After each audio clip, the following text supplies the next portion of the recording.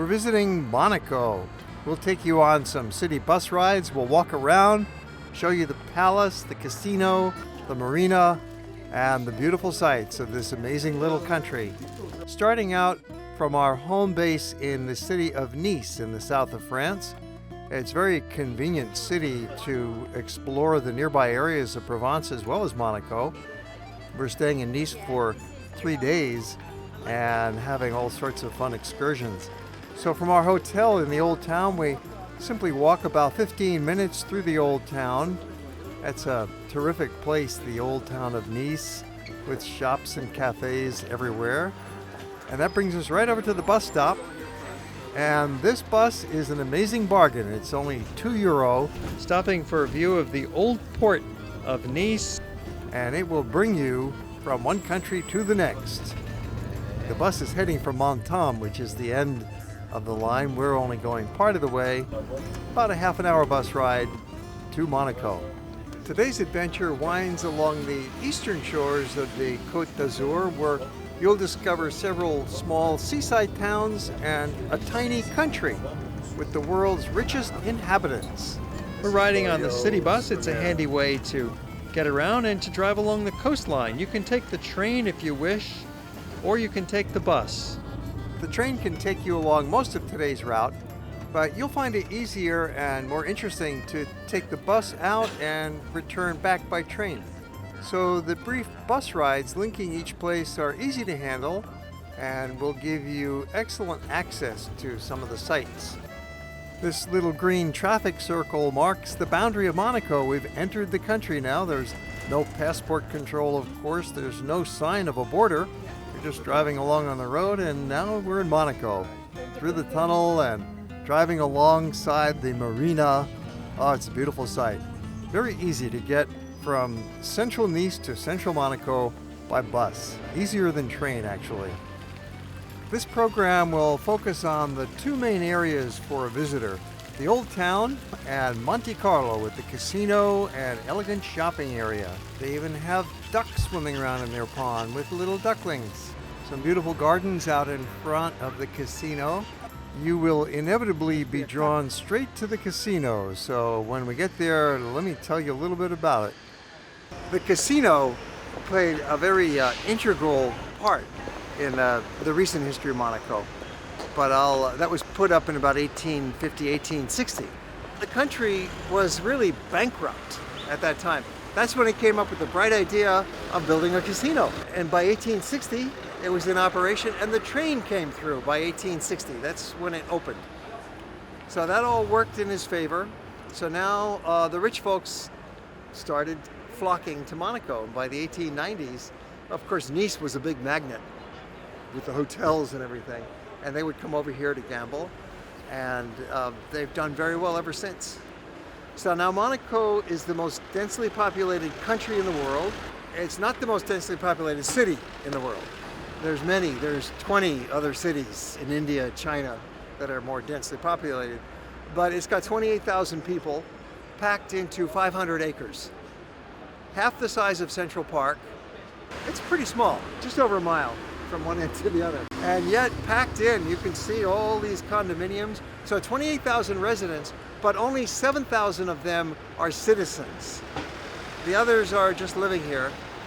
It's the richest country in the world per capita. The highest per capita wealth and highest per capita income. They've got a number of hotels. Some of them are 2-star. They even have a 1-star hotel. They have a 1-star hotel. 5 stars, of course. The Hotel de Paris is very exclusive. They don't even like you going inside unless you're a guest. 3 Michelin stars. Of course, that's the top rating. And so dinner for 2 with a nice bottle of wine is $1,000 easily in there. From the casino, we're walking over to the bus stop a couple of blocks on this beautiful Avenue des Beaux-Arts, a wonderful shopping street. And there we'll catch the city bus that'll bring us up the hill to the old town. Driving through the modern town, notice how beautiful it is. The buildings are in great shape. The stores are elegant. You don't find any vacant shops here or potholes in the road. We're riding the city bus right through the town up to the hill. Instead of walking up, you could walk it if you want, but it's pretty steep, so you might as well get on a city bus. It costs €2 for a ride, and it's good for 30 minutes. You could actually ride up, have a quick peek, and ride back down, enjoying this view. Of course, you'll want to stay up on top, as we're going to do, and walk around in the old town. Practically everybody rides the bus. There's 146 bus stops, so it's very convenient. A couple of euro for this ride is no big deal when you're visiting Monaco. After all, this is an expensive place, so you should expect to be spending a little bit of money. But if you don't want to walk up the hill and you don't want to pay for the bus fare, there is another possible route for getting up there easily, and that's an elevator, but it's inside the public parking garage. So you'd have to find your way into the garage, find your way to the elevator, and then you could ride it up a level to the old town. But that's kind of a hassle, so just get on the bus and enjoy the ride up. You can always walk down the hill if you want to economize. And in a few minutes you arrive at the old town, hop off the bus, and there's some local kids being picked up from their preschool. The sights are happening already. Get to walk through these cobble lanes of the old town. This is where Monaco first began. Oh, that was way back in the 1300s and 1400s. Up on this little hilltop, and it brings you to this lookout point. Wow, what a view. This has to be one of the great views of the world. Perfect place for a group photograph. This lookout point is right next to the Prince's Palace of Monaco, which is the official residence of the Prince of Monaco. Albert II is reigning monarch of Monaco, having succeeded his father Prince Renier in the year 2005. Albert is one of the richest monarchs in Europe, estimated worth at about $1 billion. And he's married to Charlene, the Princess of Monaco. She was a South African former Olympic swimmer and married since 2011 to Prince Albert. You'll find this terrace, the Place du Palais, is a fun place to hang out. And so this is the best view from right in front of the palace, this sweeping, amazing collection of beautiful condominiums. You notice how densely packed this city is. There are three main pedestrian streets that run in parallel out from the Place du Palais, and they're crisscrossed by some narrow alleys that tie it all together, all around the cathedral. The old town is just as attractive in its walls and buildings as any of the other rock villages of the Riviera.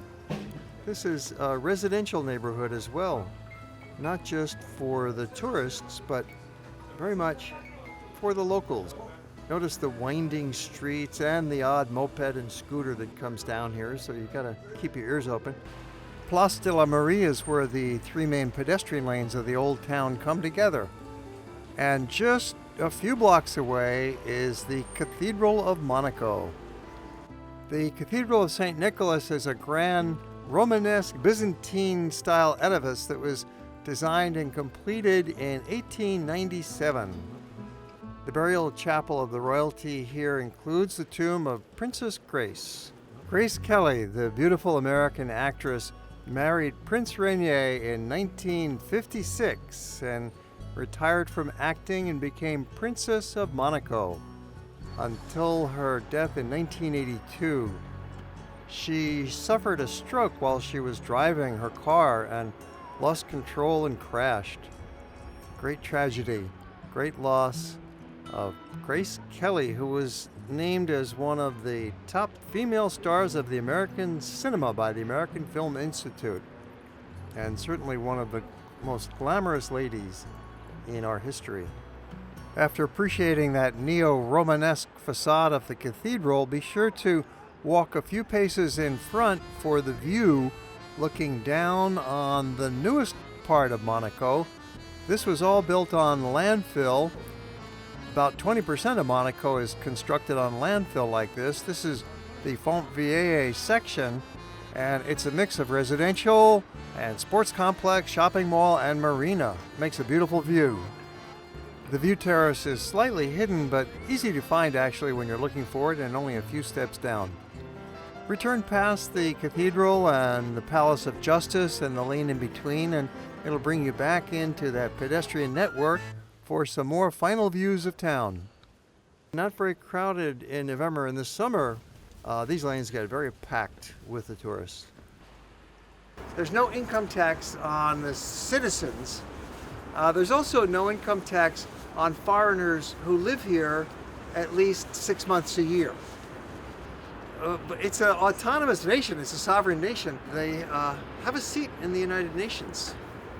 But their military defense is taken care of by France. And they really have diversified from tourism and gambling. They have a lot of conventions going on here. There's actually some scientific research. There's an excellent hospital. The economy will surprise you. You might think that all of the revenues are gained from the gambling casino and related gambling ventures, but actually gambling represents only 3% of the nation's revenue for GDP. They have a very diverse economy based on trade and banking, finance, property, and tourism, of course. You'll probably find you're ready to pay for the bus ride downhill as well, because after walking around in the old town, you're going to be a little bit worn out. It's not a very big old town, but there are half a dozen streets, there's the palace, there are things to see, and you want to explore the whole thing with us. Even the young, rich schoolgirls ride the city bus here. And you get some lovely views from the bus. Here's the marina at twilight as we whiz by these wonderful yachts. We'll be taking the 30-minute intercity bus ride back to Nice in a little while. But first we're going to have a final look around the town in the evening. Beautiful view of the casino at night. It's easy to walk from the casino across the park over to this lovely shopping mall. It's part of the Metropole complex, one of several deluxe, very modern shopping centers in the middle of Monaco. By the time we came out of the mall and went across the street to have another look at the casino, it was dark already. Lovely lighting at twilight and early sunset. Great time to be here.